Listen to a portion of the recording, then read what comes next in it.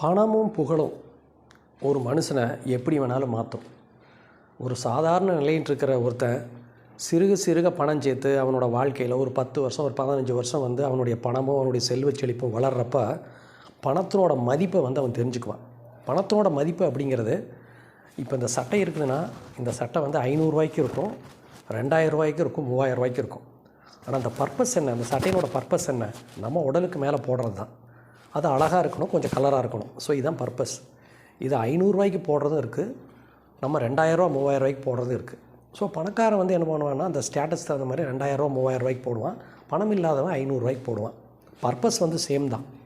So இந்த பணத்தோட மதிப்பு தெரியாதவன் எந்த சட்டையாக இருந்தாலும் 2000 மேலே இருக்கக்கூடிய சட்டை இருக்குதா அப்படின்னு பார்ப்பான். ஸோ அதுதான் பணத்தினோட மிதமிஞ்சிய ஒரு குணம். இது இந்த திடீர் பணக்காரங்களுக்கு இதெல்லாம் வந்துடும். திடீர்னு எக்கச்சக்கமாக வீட்டை கட்டுறது, பெரிய பெரிய கார் வாங்கிறது, இருக்கிற நட்புகளை எல்லாம் மறந்துடுறது, தலைக்கு மேலே ஒரு பெரிய ஒரு பணக்காரங்கிற ஒரு ஒளிவட்டம் வந்துடும். நம்ம பணக்காரர் ஆகிட்டோம் அப்படிங்கிற ஒளிவட்டம் வந்துடும். ஊதாரி செலவு பண்ணுறது, நிறைய நட்புகளை இழக்கிறது, அகங்காரமும் மமதையும் நம்ம உடம்பில் வந்துடும். நம்ம பணத்தை நம்ம பெரிய பணக்காரர் ஆகிட்டோம் அப்படிங்கிற ஒரு மமதை வந்துடும்.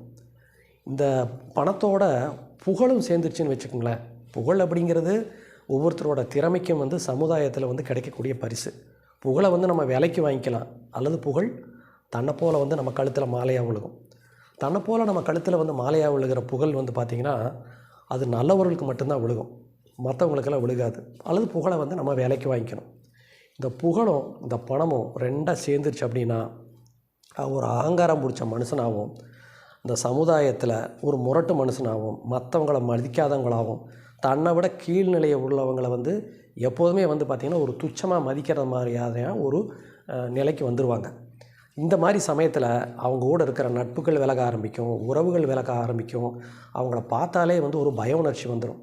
ஸோ இந்த பணமும் புகழும் நமக்கு வருது அப்படின்னா அதில் ரொம்ப ஜாக்கிரதையாக இருக்கணும். காரணம், படுகொலியில் கொண்டு போய் நம்மளை தள்ளிடும் அப்படிங்கிற ஒரு எச்சரிக்கை உணவு நமக்கு எப்போதுமே இருக்கணும். இதை எப்போதுமே மனசில் கொண்டு இருந்தோம்னா எல்லா நட்புகளும் கூட இருக்கும். ஏன்னா பணம் இல்லைன்னா நட்பு உடனே ஓடி போயிடும். மறுபடியும் அந்த நட்பை நம்ம சேர்த்த முடியாது. ஸோ எப்போதுமே சமநிலைப்படுத்திய வாழ்க்கையில் இருப்போம். நமக்கு பணம் நமக்கு ஒன்றும் பெரிய கொம்பு முளைக்க போகிறதில்ல, புகழ் கொம்பு முளைக்க போகிறதில்ல. நம்ம தான் இன்னாரோட மகன் இன்னாரோட மகள் அப்படிங்கிற அட்ரஸோடு தான் நம்ம இருப்போம்.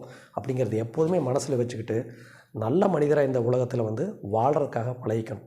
நம்ம எதையாவது கொண்டு வந்தோமா மறுபடியும் கொண்டு போகிறதுக்கு? அப்படியெல்லாம் ஒன்றும் இல்லையே. இதை புரிஞ்சுக்கிட்டால் வாழ்க்கை நம்ம நல்லாயிருக்கும். மறுபடியும் ஒரு நல்ல வீடியோவில் சந்திப்போம். அது வரைக்கும் பாய்.